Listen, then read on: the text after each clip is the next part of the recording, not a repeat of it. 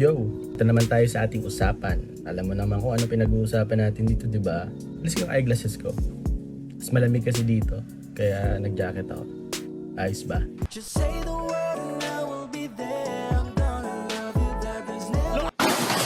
Hi, this is Mr. T at pag-uusapan naman natin ngayon ang 5 signs na gusto ka ng isang babae.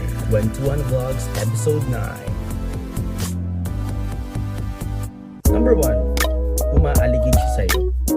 Pansin mo ba, napapadala siya kung nasaan ka? Wait a minute.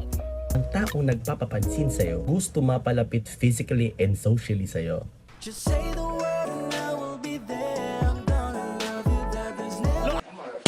For example, tropa niya din tropa mo. Kung alam niya nakasama ka sa gala, eh sasama din siya sa gala. Pero pag di ka kasama, di rin siya sasama. Are you stupid or something? Kahit sa social media, mapapadalas ang pag-like niya. Sa post mo na wala naman sanang kwenta,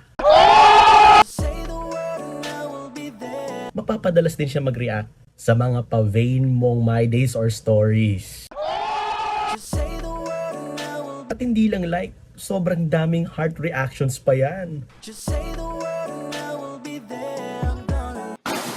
Tapos minsan paggabi, tapos para gusto mo na sana matulog pero hindi ka nakakatulog, nag-scroll ka lang sa Facebook or sa IG or sa TikTok, tapos biglang may nag-pop up na notification, uy, siya yun. Tapos ang sabi niya, uy, gising ka pa. God level na papansin yan, par. Ayun. Kung ako sa'yo, par, sunggaban mo na. Kung trip mo din siya.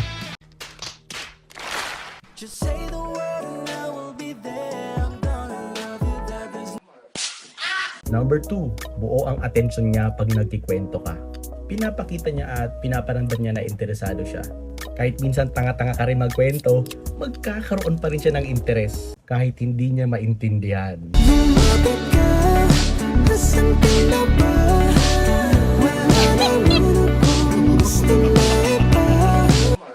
Yung napupugian siya sa'yo pero yung ibang babae hindi. Damn, boy! At kahit bastos na yung mga kinukwento mo, tumatawa pa rin siya kasi ikaw yung nagkikwento.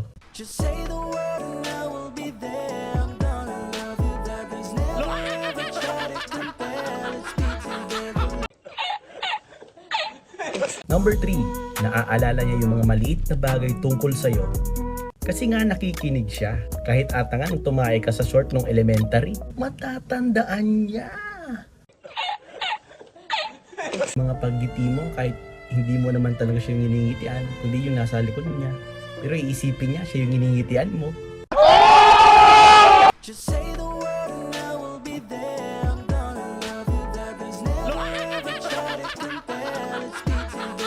Tapos may picture pala kayo nung elementary, nung graduation nyo. Pero kinikilig siya pag tinitignan niya.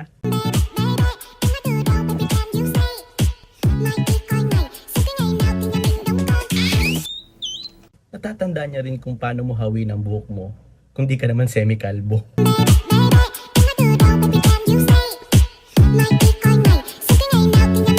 At natatandaan niya rin yung first heartbreak niya nung sinagot ka nung crush mo o nung gusto mong babae. Number 4, pag nag-uusap kayo, pansinin mo na parating niyang sinasabi na, uy, ako rin, same tayo. Ito ay dahil gusto niyang bumuo ng connection through your similarities. Dati may naalala nga ako kasi ako mahilig ako mag-gitara at gumawa ng kanta. Tapos biglang may nagtanong sa akin, marunong ka ba mag-gitara?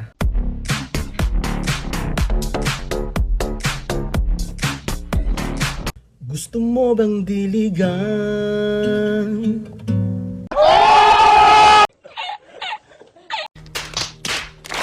Siyempre, sasampulan ko siya. Hindi pwedeng hindi, di ba? Siyempre, ang sasabihin niya, ako din. Mahilig din ako mag-gitara. Tapos ng isang araw, nalaman ko sa tropa niya, nagpapaturo mag-gitara.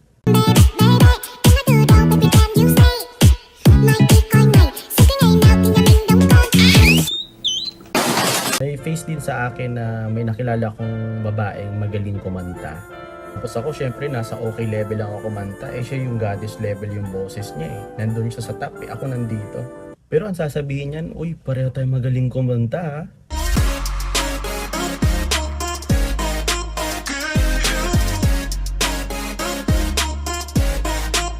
Nakakahiya yun, gagi. Dumating din sa punto na umamin siya na gusto niya ako.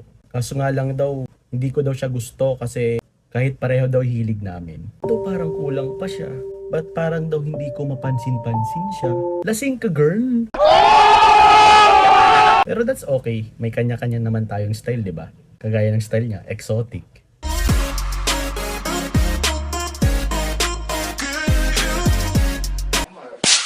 Number 5, kapag kilala ka ng mga friends niya.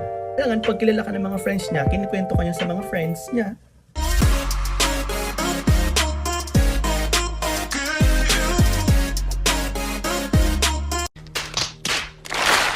O baka yung buong circle of friends niya may gusto rin sa'yo.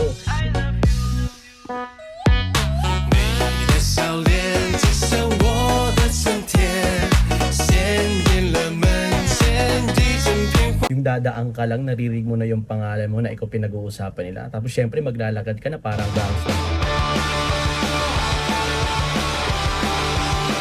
Tapos nagkaroon ng event. Sakto, nasa isang circle kayo or nasa isang table lang kayo. Wait a minute. Tapos magtatanong-tanong na yan kung anong hilig mo, ano bang pinagkakaabalahan mo parate, saan ka ba parate pumupunta.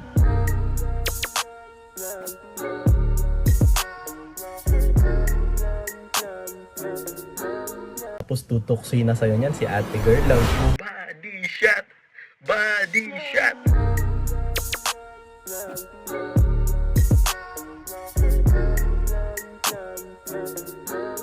Are you stupid or something? Isang senaryo din sa akin, na halatang halata na talaga si ate girl. Stop it. Get some help. Tapos yung isang friend niya magtatanong sa akin na, uy, maganda ba si ano para sa'yo? Tatawa lang tayo dyan mga par. Meron pa nga dyan na, uy, kumusta mo naman si di na umiimik.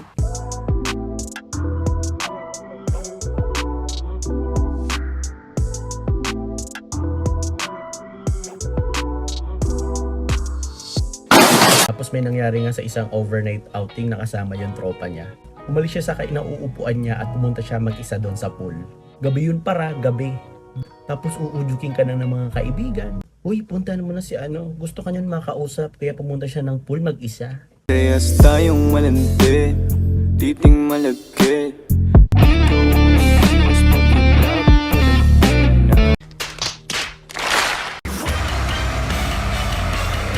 So yun yung 5 signs na kung gusto ka ng isang babae.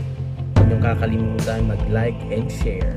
Marami pa tayong pag-uusapan sa sunod at tatandaan nyo, mahalaga ka.